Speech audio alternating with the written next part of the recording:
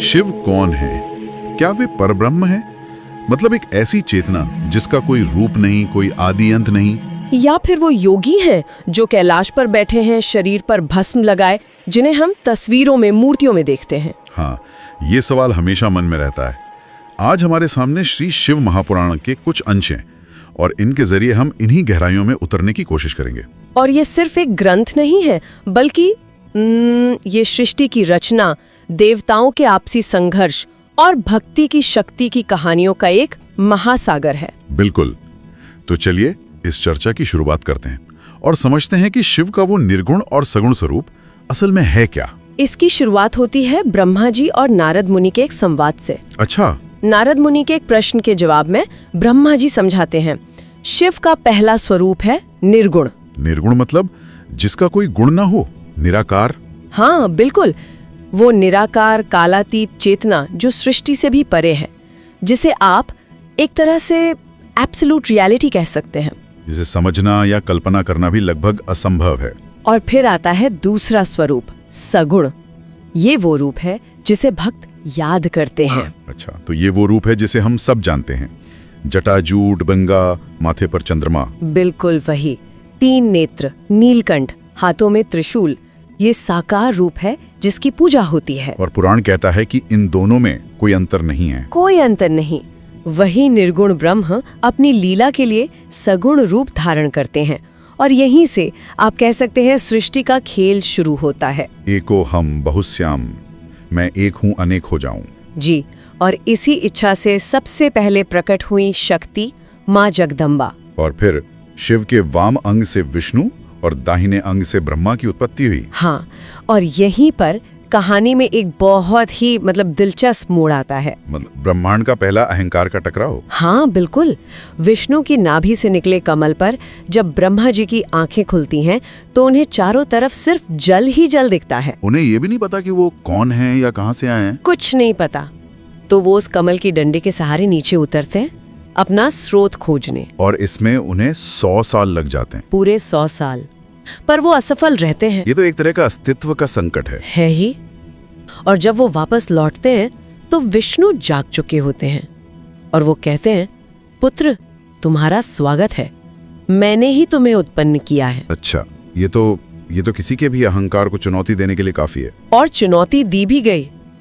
ब्रह्मा जी ये स्वीकार नहीं करते और दोनों में भयंकर युद्ध छिड़ जाता है। और पुराण कहते हैं कि दोनों उस समय शिव की माया के प्रभाव में थे। हाँ, यही सबसे जरूरी बात है।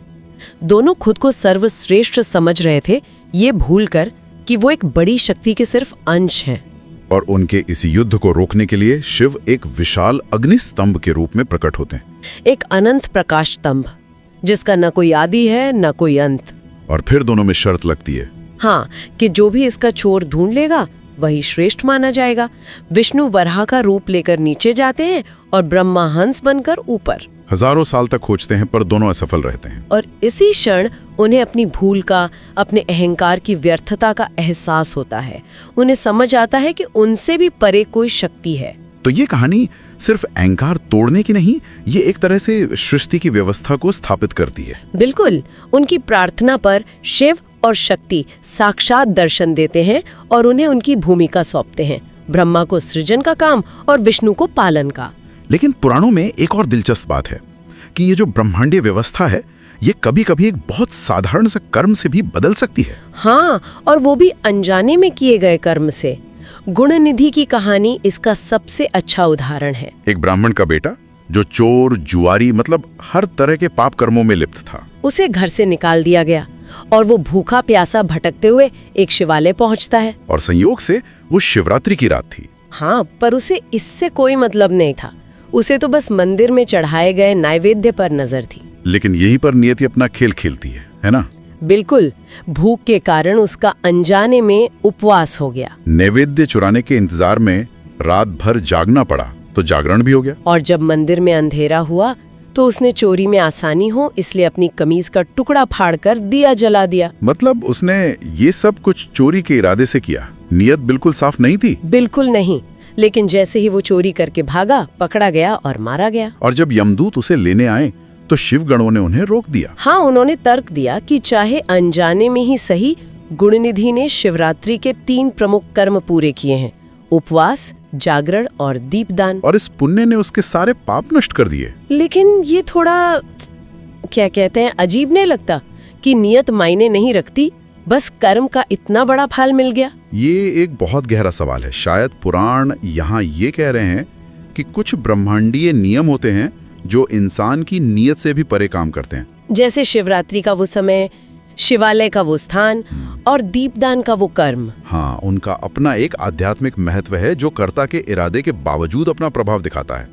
ये भक्ति का एक बहुत अलग आयाम है। और इसी कृपा का एक दूसरा रूप हमें कुबेर की कहानी में भी मिलता है। हाँ, वो तो और भी दिलचस्प है। उन्होंने शिव की घोर तपस्या की और जब शिव पार्वती ने दर्शन दिए तो वो पार्वती जी के तेज को देखकर बस देखते रह गए। और देवी ने सोचा कि वो उन्हें बुरी नजर से देख रहे हैं और श्राप दे दिया। लेकिन शिव वहां हस्तक्षेप करते हैं। वो पार्वती को समझाते हैं कि भक्त की दृष्टि में वासना नहीं, प्रशंसा थी। और फिर वो उस श्राप को भी एक वरदान में बदल देते हैं। कुबेर को कुबेर यानी बुरा शरीर वाला नाम तो मिला, पर साथ ही उन्हें धन का स्वामी और अपना मित्र बना लिया। देवता भी मानवीय कमजोरियों से संघर्ष करते हैं। हाँ, ब्रह्मा जी का अपनी ही पुत्री संध्या पर मोहित हो जाना शायद इसका सबसे बड़ा उदाहरण है। ये प्रसंग वाकई चौंकाने वाला है। सृष्टि के रचयिता और अपनी ही रचना पर मोहित हो गए। और जब शिव उन्हें इसके लिए धिक्कारते हैं तो ब्रह्मा शर्मिंदा होने के बजाय अपमानित महसूस करते हैं। और वो उस अपमान का बदला लेने की सोचते हैं। वो इसका सारा दोष कामदेव पर मढ़ देते हैं। हाँ, और उसे श्राप देते हैं कि तुम शिव के तीसरे नेत्र से भस्म हो जाओगे। ये तो अपनी गलती स्वीकार न करने जैसा हुआ। बिल्कुल। और फिर वो कामदेव को शिव की तपस्या भंग करने भेजते हैं ताकि जिस शिव ने उन्हें लज्जित किया वो भी गृहस्थ जीवन में फंस जाएं। यही तो इन कहानियों की खासियत है।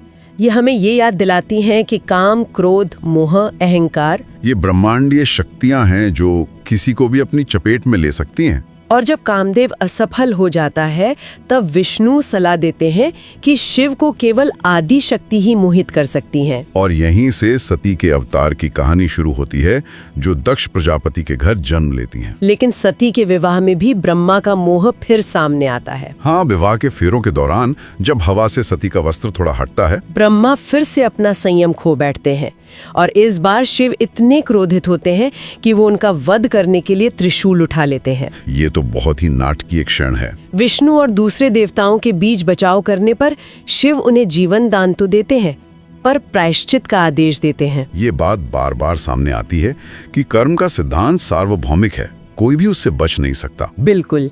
विवाह के बाद कहानी एक शांत और ज्ञानपूर्ण दिशा लेती है। सती शिव से भक्ति का मार्ग पूछती हैं। और तब शिव नवधा भक्ति यानी भक्ति के 9 प्रकारों का वर्णन करते हैं। ये हिस्सा बहुत महत्वपूर्ण है।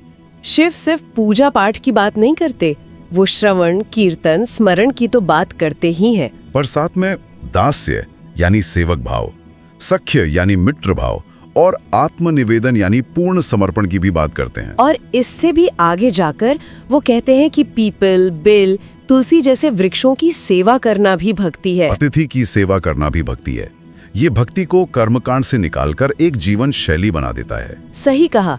लेकिन ज्ञान के इस शांत पल के बाद ही कहानी अपने सबसे बड़े संघर्ष की ओर बढ़ती है। दक्ष प्रजापति का अहंकार। हाँ, एक यज्ञ में जब दक्ष आते हैं तो सब उनके सम्मान में खड़े हो जाते हैं, पर ब्रह्मा, विष्णु और शिव बैठे रहते हैं। अपने पिता ब्रह्मा और पालक विष्णु का बैठे रहना तो वो सह लेते हैं, पर अपने दामाद शिव का ये व्यवहार उन्हें अपमान लगता है और वो भरी सभा में शिव की निंदा करना शुरू कर देते हैं। उनके रूप, उनके गण, उनके रहन सहन, हर चीज का मजाक उड़ाते हैं। और इस पूरे समय शिव शांत रहते हैं, एक शब्द नहीं कहते। बिल्कुल। उनका ये संयम उनके परम योगी स्वरूप को दिखाता है। पर यहीं से उस बैर की नींव पड़ती है जो आगे बहुत गंभीर परिणाम लेकर आती है। तो इन अंशों से हमें शिव के कई रूप दिखे। वो निराकार परब्रह्म भी हैं और सगुण साकार ईश्वर भी। वो अहंकार को तोड़ने वाले ज्योतिर्लिंग है और अनजाने में हुए पुण्य से प्रसन्न होने वाले भोले भंडारी भी हैं। अधर्म पर क्रोधित होने वाले रुद्र भी हैं और अपमान सहकर शांत रहने वाले योगी भी। और इन कहानियों में देवता भी मानवीय कमजोरियों से जूझते दिखते हैं। ब्रह्मा का मोह, दक्ष का अहंकार, विष्णु और ब्रह्मा का आपसी संघर्ष ये दिखाता है कि धर्म का मार्ग कितना जटिल है और ये कि माया कितनी शक्तिशाली है। वो किसी को भी भ्रमित कर सकती है। ये कहानियां देवताओं को हमारे थोड़ा और करीब ले आती हैं। बिल्कुल। तो श्रोताओं के लिए सोचने वाली बात यह है कि पुराणों में देवताओं को इस तरह मानवीय गुणों और अवगुणों के साथ क्यों दिखाया गया है? क्या ये उन्हें हमारे लिए अधिक भरोसेमंद बनाता है कि अगर वो अपनी कमजोरियों से लड़ सकते हैं तो हम भी लड़ सकते हैं? या फिर ये दिव्यता की एक अधिक जटिल, एक अधिक अप्रत्याशित तस्वीर पेश करता है?